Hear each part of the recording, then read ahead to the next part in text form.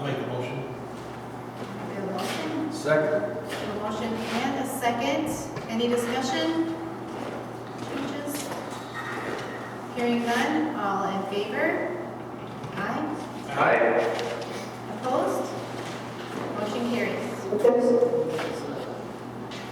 Oh, okay. Okay, yes. So, thank you, Amanda.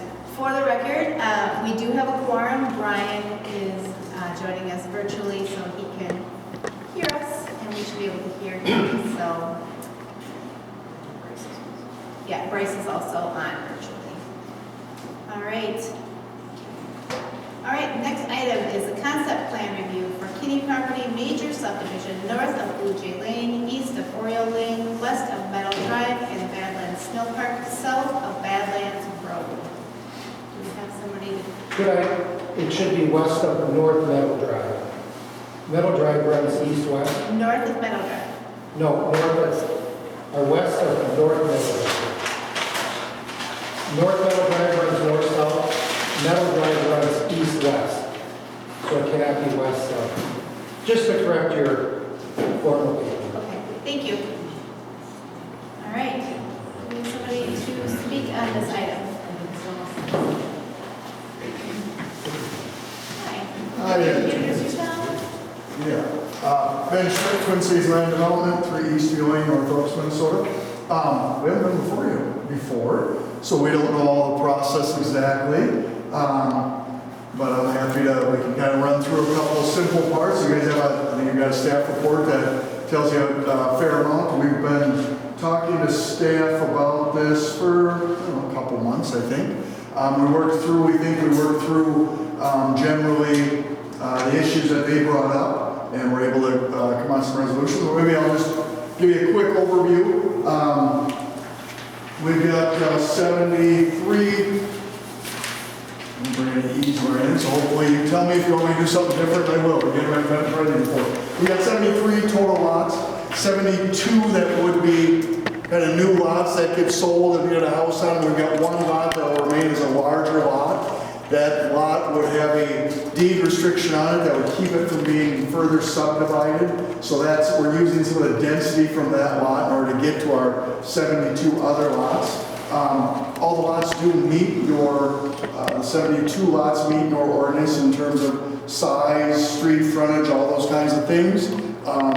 They would be on-site well and septic. We've not determined where all the septic sites are yet. We'll do that in the spring. But we've done a cursory analysis to feel confident that we can find septic sites for each of those lots.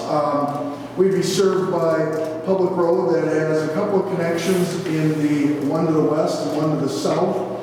We've provided 2 potential future connections going to the north should this property ever develop. We'd have some connections through that area as well. We've got stormwater ponding, again, as part of the, when we get to a preliminary plat, we'll have this more ironed out, but we show stormwater ponding in the areas that it makes sense. Our understanding is you guys don't take the stormwater ponds, those sit in outlots that are then maintained by homeowners associations, so we're prepared for that. Boy, outside of that, we really tried to work with some of the existing topography in terms of how we laid out the roads and the lots. So that way, limit the amount of grading that we're going to do on the site, but kind of work with what Mother Nature gave us.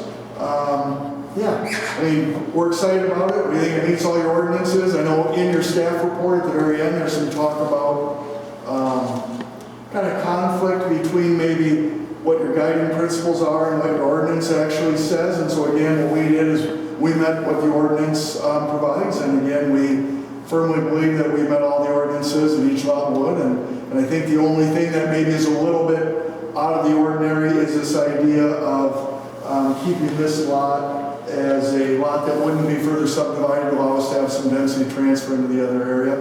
Again, and trying to keep with some of your guiding principles, which is cluster to the degree we can, kind of keep development in one area and allows us to set aside another area that feels good. So that's really all I had to say. I think staff report lays it out well. Happy to stand for any questions that you might have.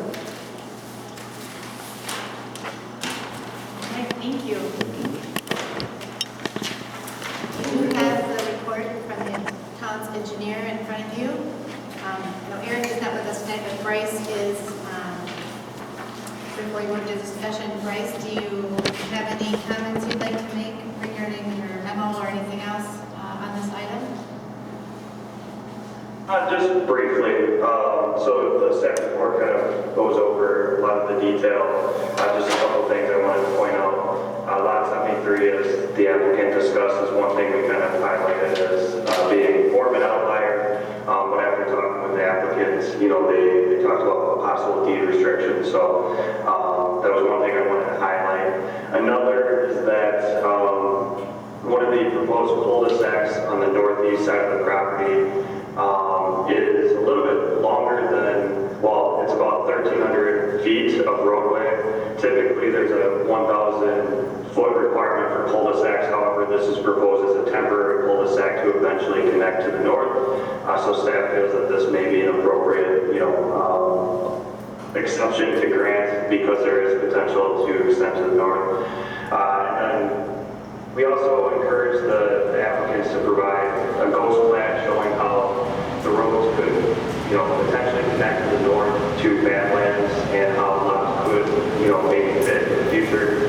These lots to the north of, you know, lots 46 through 31, 42, 41, 32, anything north of that project area is not being proposed right now. It's more hypothetical just to kind of show how these roads can tie in for a future connection to Badlands. So just wanted to keep that in mind, that is only for high-level planning and not, you know, necessarily what we're focusing on today. Other than that, there was really no major concerns that we cited.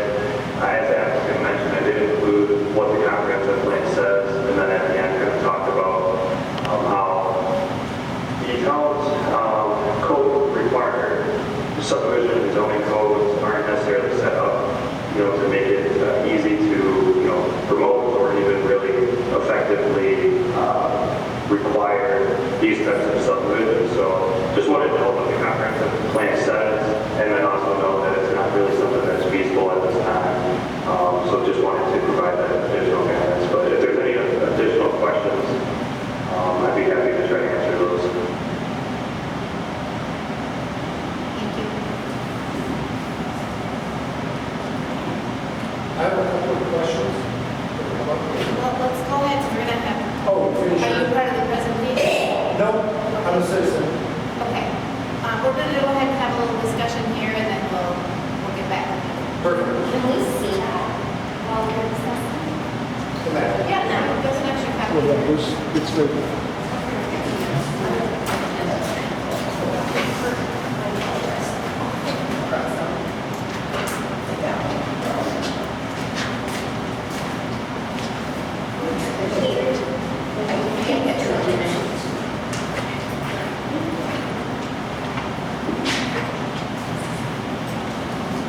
Just, as a reminder, this is just a concept, so we're not voting on anything tonight, just discussing the overall proposed plan. Yeah, so to open it up for discussion from the planning commission. What's your timeline? We'd love to get started on some construction this year, which is tight, but we think we can do something. We would develop this in a couple of phases, maybe 3, over the next 2 or 3 years. And we would expect that kind of full build out of all the houses is probably 5 or 6 years old. Is there one developer, are you the developer? I'm the developer, yeah, I'm the developer, and in terms of builder, we expect, we work a lot with Creative Homes on Hudson. Sure. Woodbury, mixed from Hudson, sorry. We expect they'll be one of our builders, and they're not all decided yet. Overall, I like it. It looks good. Good. This is Brian. Can you tell me about the phases? Are you going to build all the roads all at once, or are you going to do that in phases? I think the roads actually get done probably in 2 phases. Again, partially this year, just running out of time. And so we'd have to work with staff to say what is the best way to make connections, so that way it makes sense. But you know, we do have an entrance from the south and one from the west. I would expect we're maybe start from the west and kind of work our way halfway in. But we'll, as we go through the process, we can talk more about that and see, make sure that we're being sensitive to fire and those kinds of things. Building on that, if you do the roads in parts, you will have to do temporary cul-de-sacs Yeah. until you make the connections. And as far as the temporary or the roads that are, or the cul-de-sacs that are more than 1,000 feet, as long as they do end up with a temporary cul-de-sac at a border with undeveloped land, that is perfectly fine. We've always done that, that's fine. But just be aware of the phases. When you do phases like that, you will have to do the cul-de-sacs, temporary cul-de-sacs, fully built until they are extended. Yeah, and we are aware of that and prepared for that. And I think the town requires a sign now at the end of those dead-end temporary roads that there will be a future road. I don't remember the exact verbiage, but that is a requirement now of the town. Duly noted.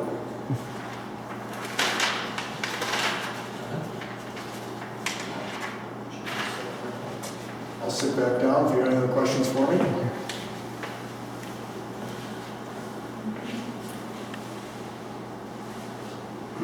Did we do the stormwater calcs already, Bryce?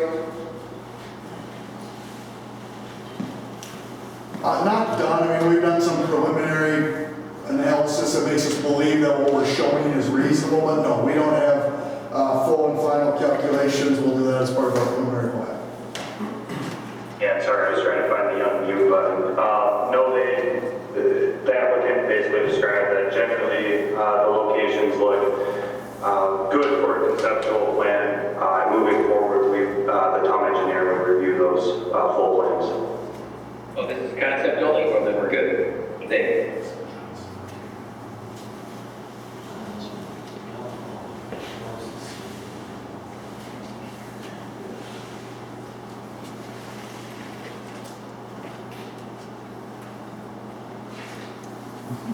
Any other comments or discussion? Again, it's concept only.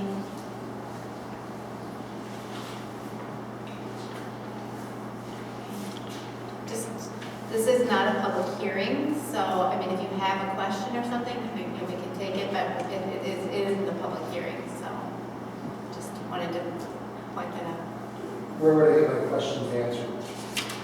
The best is to talk to staff here at the town hall, but if you've got a question or something, you certainly can entertain a question. I guess, is there a setback for houses from the front and the back of the property line? Yeah, it's all spelled out in the town's ordinances. Okay, I tried to find something that I couldn't. Do we know what that is?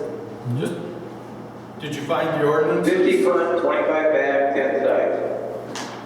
I didn't catch it. 50 front, 25 back, and 10 on the sides. Okay. It should be in the And if it's a corner lot, every road is a front. I guess I have a major concern with lot 14. Are these houses put where they're going to actually build the house? No. Not necessarily. No, not this. No, not necessarily. I mean, the houses that are shown on here are just for purposes of showing the house will fit on here.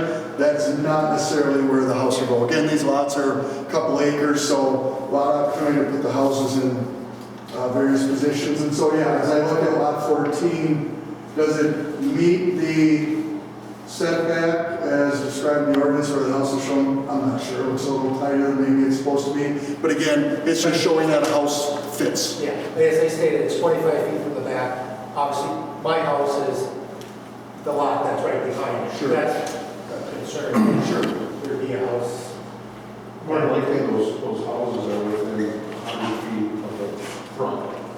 Okay. Yeah, that's kind of Way more than the back. the neighborhoods and that. Yeah. Just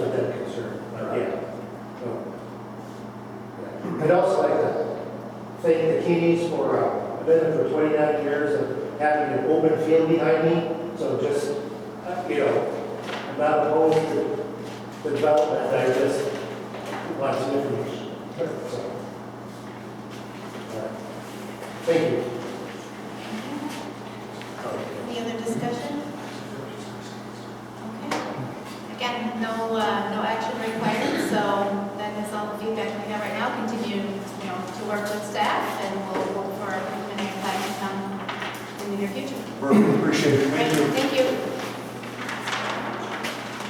All right, next item on the agenda is a future land use map amendment authorization for Cedar Meadows subdivision located east of Pembroke Gate, south of Charity Lane, west of Fraser Lane, and north of the railroad. I think a memo was just sent this afternoon, so perhaps you haven't had a chance to review it. But Bryce, I know you were on. If you would be so kind as to just give us a little overview on this item, that would be great. Yeah, thank you. This is something that we had talked about at last month's meeting, and one of the Plan Commission members brought up a great point that I didn't catch initially during my initial review, in that parts of the subject properties were shown as industrial in the future land use map, and so at the time it was kind of hard to hear, but I kind of jotted down the notes and then I looked into it after the meeting and found out that that was the case. The zoning district is still allows for residential zoning district, but the future land use map shows industrial for the southeast corner of the proposed subdivision for Cedar Meadows. So the total, the subdivision was shown to be about 200 acres, and less than a quarter of the plan is shown as industrial. The rest of it was shown as, I believe it was agricultural and residential. So I just kind of provided a memo to town staff as well as I think Brian, I think that you have received that as well. We're just kind of outlining what that might mean for this project. And so one of the things I brought up is there's really two options that could be considered for how this is done. Option one could proceed without a future land use map amendment, which is possible. Anytime you have a land division in Wisconsin, it is required to be consistent with the comprehensive plan. And so what that all entails is that it should be consistent with the text within the comprehensive plan as well as the future land use map. However, there's room for some interpretation in terms of what may be appropriate. So for example, with the size of this project, with it being less than a quarter of the project, it could be argued that residential for that whole site is, especially a unified development, may be in line with the recommendations of the comp plan because there's a need for, low density single family housing, which is mentioned throughout the comp plan. There is also a mention of kind of having basically separation of residential, industrial, and commercial uses. And so within the text, there's some arguments that the Plan Commission, and some boards will make for why this request is in line with the comprehensive plan, but it's not necessarily as clear. So some of the reasons that, I talked about in my report was simply that when you look at the overall neighborhood, there was some future roads planned from the residential neighborhoods to the north and the north and the east, where there was, it kind of looked like a planned continuation of residential neighborhoods. And so I think that's one thing to look at. There is also the industrial properties that are shown. There's two parcels and they currently do not have any direct access to roads. And so the ways that you would be able to connect those two roads, if you were industrial, would be through a connection at County Highway 8 or U, which would be a significant investment. Routing industrial traffic through the existing residential neighborhoods, which is mentioned to be discouraged throughout the comp plan, or the creation of a railroad connection and access to Highway 12, which is most likely, unlikely. So there are many constraints as to why, even though the comprehensive comprehensive plan, future land use map show industrial for those two parcels. It's not necessarily clear that in this case that it should remain industrial because there is a residential larger development that is in this area. The other thing to keep in mind is when you create future land use maps, this is a plan for the next 20 years, and it's hard to really pinpoint exactly how the parcels will be used because you don't necessarily have all the proper information as to infrastructure and developer interest. In this case, a developer is interested in developing that whole land instead of just a portion of it. So there's different ways that you should look at the future land use map in that regard.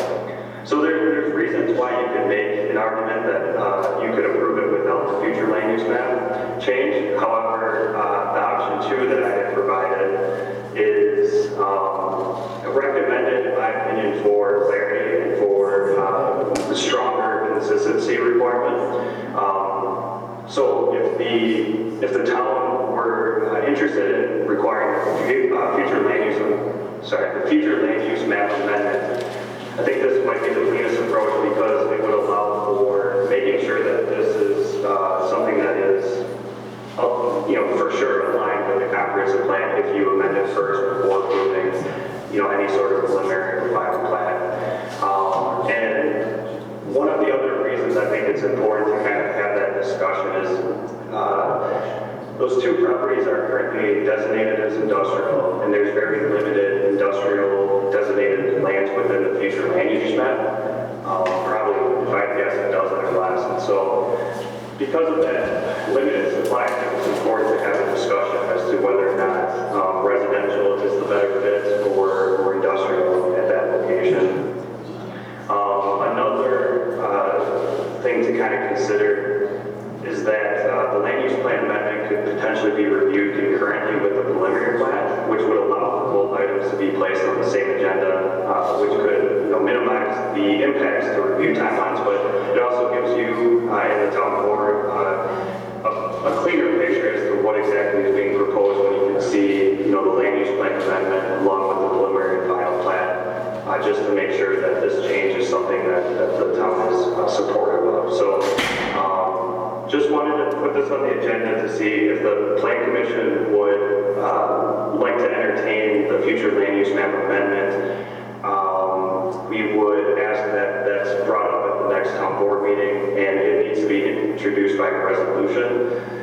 So just wanted to get this on the agenda. If you feel like it's necessary to move forward, we would like to know that we can present that to town board. If not, the applicant can certainly move forward with the preliminary and final plan. It adds a little bit more uncertainty as to how the Plan Commission and town board will vote. And I know that's always appreciated from the developer standpoint to have a little bit more clarity as to the direction that the town wants to see.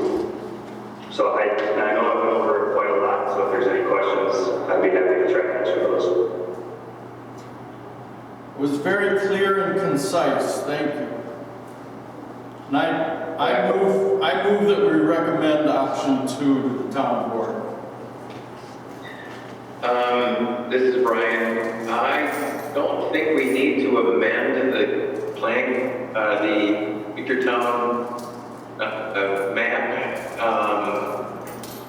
Is there a cost, Bryce? Do you know if there's a cost and how much that would cost for us to update our comprehensive plan? I actually believe this is a mistake from whoever did our comprehensive plan, only because there's a spot zoning of residential, which should have never been there. It's surrounded by ag residential. There could be the argument for industrial since it's along the railroad tracks, but there's no chance it should have been residential. And I think there was a mistake when we did our comprehensive plan, and I don't know how we missed it in our reviews. So I would go with option 1, not to do anything about the comprehensive plan at this point and continue on with the residential development. Well, I still think that we gotta have the town board make a resolution then that acknowledging the mistake. I just don't want this to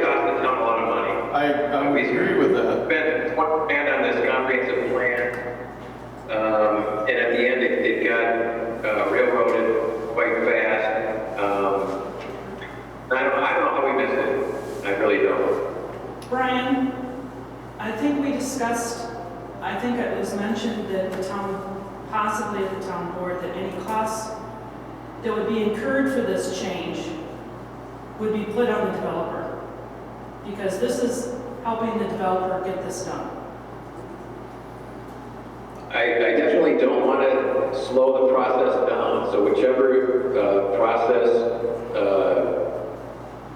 expedited better is what I'm for. I just don't want to hold these people up for months changing our comprehensive plan that I think was a mistake. If I recall correctly, the comprehensive plan should undergo at least an informal review on an annual basis. Is this something that, would be part of that? And I guess I don't know exactly where the cost would come into that. Is that for, like, the actual amending and reprinting the actual document, or bringing the consultant that we worked with, the engineering firm, or what, I can't remember who was either. Was it MSA? Would we have to bring them back in? Is that where we're thinking the cost might come into play? Well, that's why I was shooting for option one, that we don't actually do anything, and maybe just keep it on file. When we make a significant change to our comprehensive plan, we add this change to it at that point, not a special change at this point, because I don't think it's necessary. Go ahead, Kim. Ty Dodge, I'm the surveyor here on the project. And I guess in talking to my client, they're fine either way. When I kind of read through it, and Bryce, you can correct me on this, I thought it was maybe like $400 to do the public notices and things for this comp plan amendment. And then timing-wise, it could run concurrent with the plat review. So if that's the cost associated, I don't think we have a problem with that. It is kind of a back and forth of, it's not really our fault that the comp plan shows industrial and it's zoned residential. In the past, it's kind of been more directive that the zoning is the actual controlling law, the comp plan is the guide. I think now with recent maybe statute changes, it's kind of flipped to the other way. But from our standpoint, we don't care if it's option one or option two really, as long as it doesn't sound like it affects our timeline. You just pick one and we'll go ahead. And if option two costs $400 to do public notice, and you go in with a yellow marker and change the comp plan, that's just fine. To make that actual amendment, or even if it's a text resolution of the town board, that would get the I's dotted and the T's crossed. We're good going option two if it's, a reasonable cost like that, or split the cost between the town and the developer. Anything like that that would just keep it on track and not get bogged down in which option is the right way to get us to the end result.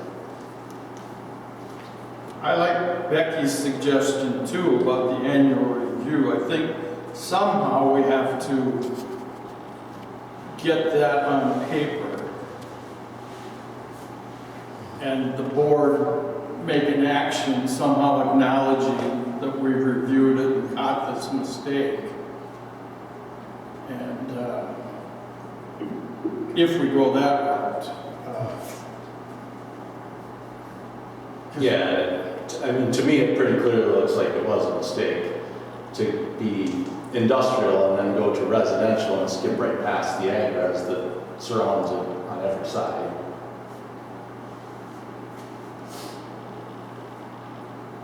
I did check in. So in terms of what I've seen in the past is there are times where the future land use map that has to, encompass, hundreds, sometimes thousands of parcels, sometimes there are mistakes. So in a case where if the plan commission were comfortable with, approving without amending it, but then noting that it's a mistake and noting to change it in the future, I think that's a viable option. I would just make it clear in any, motion. So for example, for the preliminary plat, you just want to make sure that that's clear in the motion, that it was based on the understanding that it was a mistake if there is, some sort of proof to guide that argument, and then to document that it should be changed in the near future. I think that's possible. Like I said, I just wanted to suggest what what I think is the cleanest option, which, as the applicant mentioned, there is a possibility to make it run concurrently with the preliminary plat. So time-wise, it's not really adding much time. In terms of my review, it's pretty simple. It's just you're changing, he's requesting a change from, industrial to agricultural residential. I wouldn't spend hardly any time at all on it. The only thing is that I don't know is how long it takes to update the maps, since that's through MSA or whoever it's through. So just wanted to provide some of that background information. Thanks, Bryce. Yep, and I guess my only concern is, understanding the two options, and based on previous plan commission and board meetings, I just want to make sure that we have the continuity from here to the board, and we don't go, let's go option one, and we get to the board and they say, no, we're doing option two, now let's take it back for another month to look at it because the plan commission and town board didn't agree. That's the only concern I have, is just making sure that when we get to that next meeting that we're actionable and not just moving on another month, getting it passed along.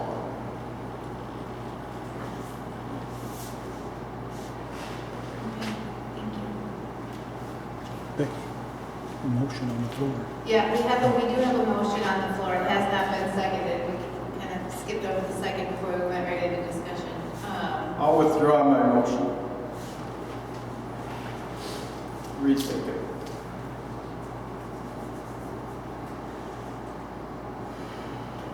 Okay, so it sounds like we can proceed without the future land use amendment. Approve it,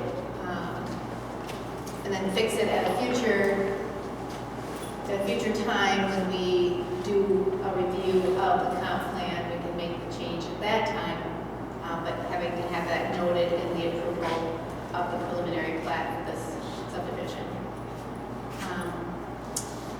Or go through the process of amending the future land use map currently. Now, What was, if I can ask a question? What's your sense from the board meeting? They kind of wanted to send it back to us. Yes, because they want it clean, and we want no added cost to township. Yeah, that's right. That's where I see the sticking points, is no large added cost to the township.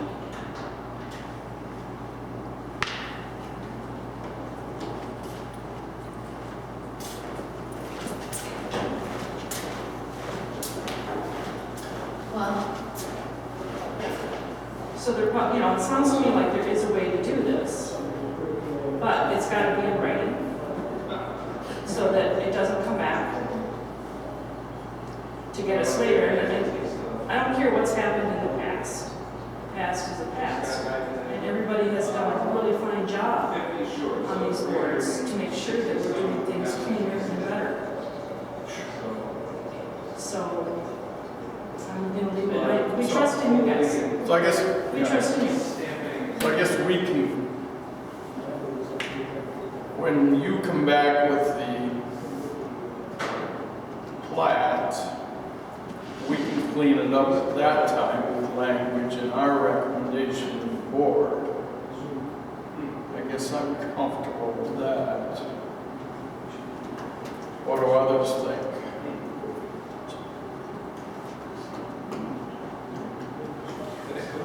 I was thinking of cleaning it up tonight. That's not entirely necessary. Clean it up right tonight. Yeah, any added engineering costs will not be left to us. Yeah. Not to the township.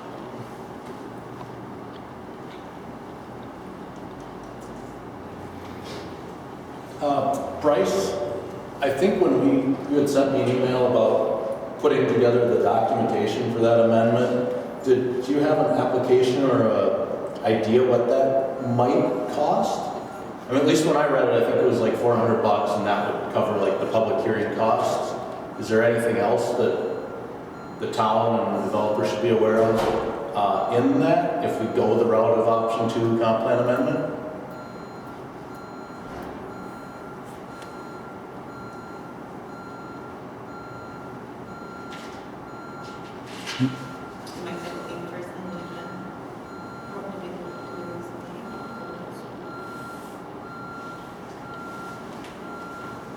Brian or Bryce, can you hear us?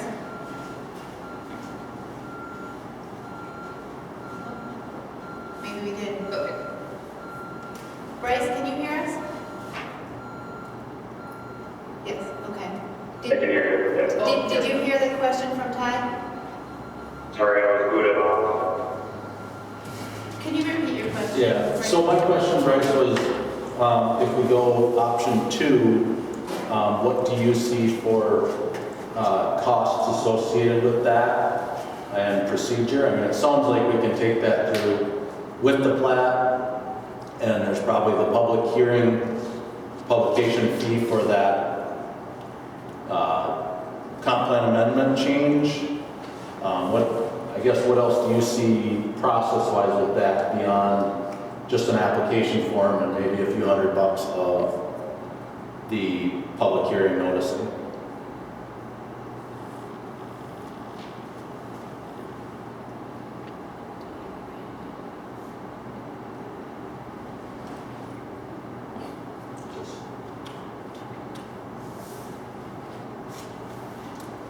Yeah, I don't think this is on anymore.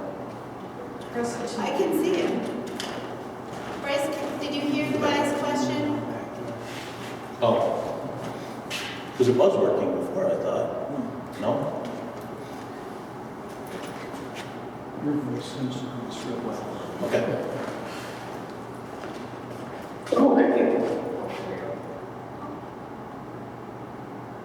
Brian, you can hear us? I don't think they can hear us. I can, Brian?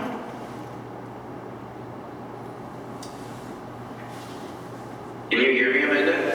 Yes, can you hear us? I can see the top of your head. You see me rubbing my forehead? I can't hear Amanda. I don't know if you can hear us. I can hear you, Bryce, but I can see Amanda. But here, it says there's 3 participants now. So I'm guessing she's back on, but I don't know if she can hear me, and I can't hear them. Is there something that needs to happen with the owl now that they're reconnected? Yeah, there's no light on the mic, but I don't know if the owl picks us up. Brian, can you hear me? Say that again. Oh, there we go. Can you hear me now, Brian? Can you guys hear me? Send them a chat. Yes. Yes, we can hear them. Okay, I can hear you guys again. Sorry. Okay. Can you hear me, Brian? Brian, can you hear Ty? I think so. Bryce? Not as well as I could before. And I don't know if Bryce can hear us. Bryce, can you hear us? But like Brian said, not as well as before. I wonder if it's picking up through the computer and this just isn't getting there. I mean, you could repeat back. Okay, that question. the question was in regards to process and cost. This is a question from Ty Dodge. His understanding is that it could go through with the preliminary plat and that the cost for engineering and our public hearing and any other cost would be somewhere in the neighborhood of $400 or so. Does that sound, in your experience, to be about right? This is separate from the Was that directed at me, that question? Yes, Bryce, it was. Thanks.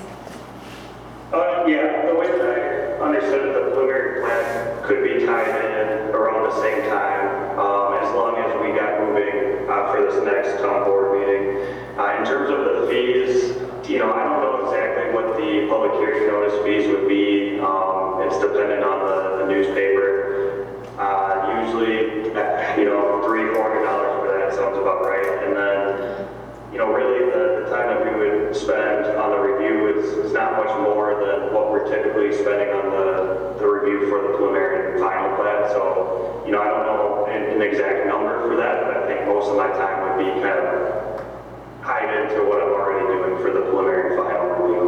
think we're in the ballpark. Yeah. Because it depends on, how many landowners you have to contact and a few other things. But I think we're in that neighborhood, so, That's fine. I think Okay. that's perfectly good if we do that, then just to keep it rolling on schedule. okay. All And right, that kind of seemed, at least from my perspective, more the direction the town board was looking to go. They wanted to clean it up too, so. okay. Any other questions or discussion from the planning commission?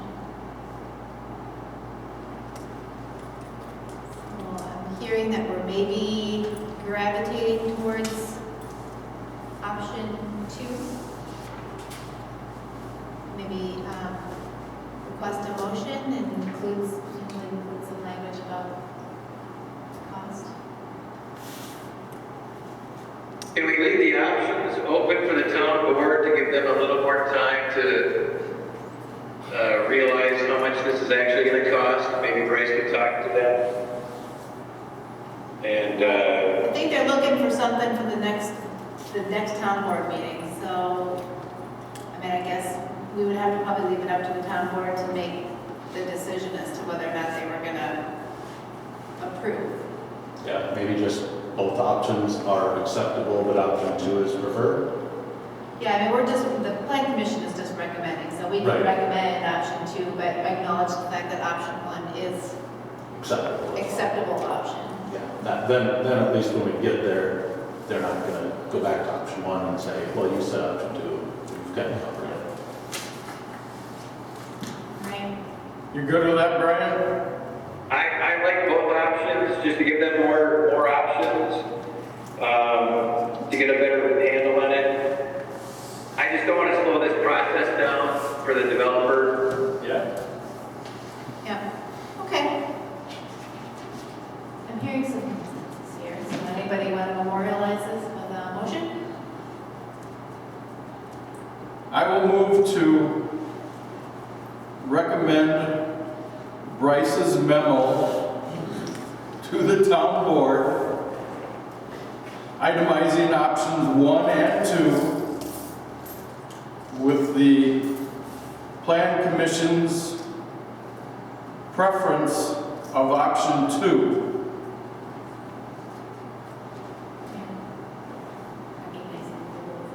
I second that with the direction that Kai says that option 2 is acceptable. Or yeah, option 1 is acceptable as well. Yep. Works for me. All right, any other discussion?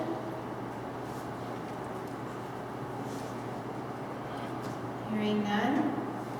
All in favor say aye. Aye. Opposed?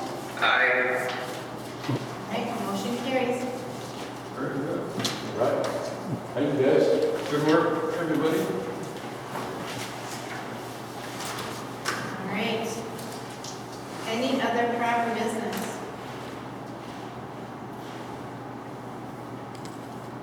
All right, hearing none, is there a motion to adjourn? I'll make a motion to adjourn. Second. All right, we have a motion and a second. All in favor? Aye. Any opposed? Aye. No? Motion carries. Brian, you can go back to vacationing. Thanks, Becky.